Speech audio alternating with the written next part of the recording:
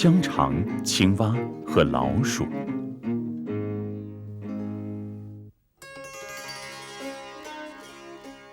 从前，在一个遥远的地方，有一只青蛙。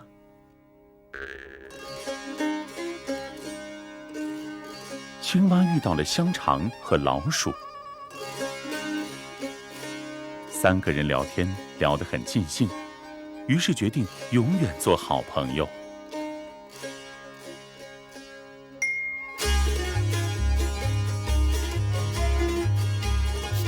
老鼠负责清扫，青蛙负责采购，香肠负责做饭。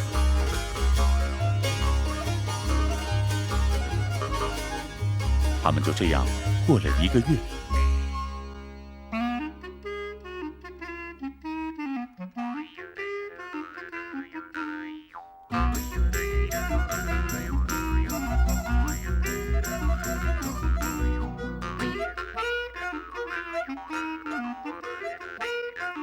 香肠烧的菜很好吃，好吃的让他们整天舔嘴巴。他们不管吃多少，总吃不饱，因为太好吃了。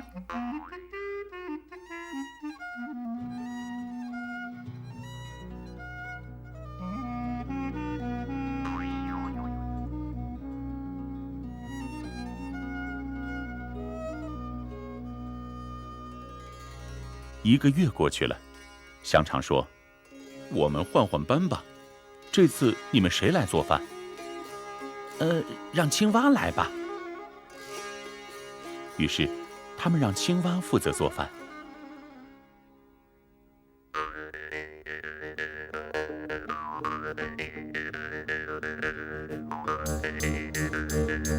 青蛙当上了厨师，他烧这样的菜，烧那样的菜，但就是不会烧其他人爱吃的菜。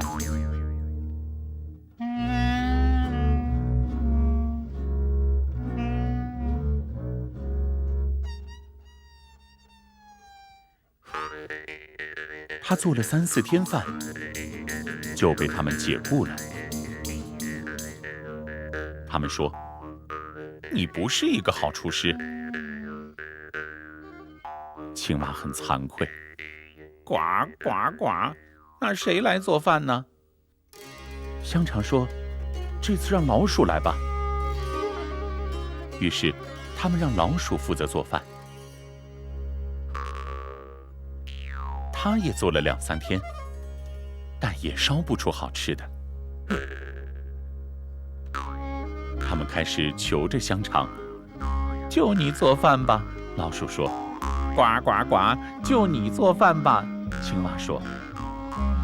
香肠只能说：“我已经做了1个月饭了，如果你们不想做饭，那我们的友谊就到此为止吧。”但是他们还是缠着香肠。香肠只能答应他们再做1、2天饭。青蛙想，到那时候他就能学会香肠是怎么做饭的。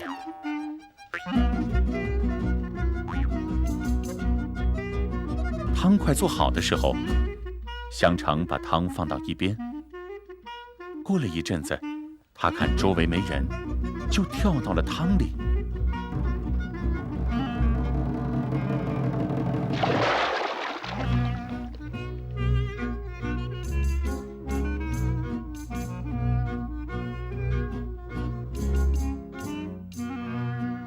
吼吼，呱呱呱！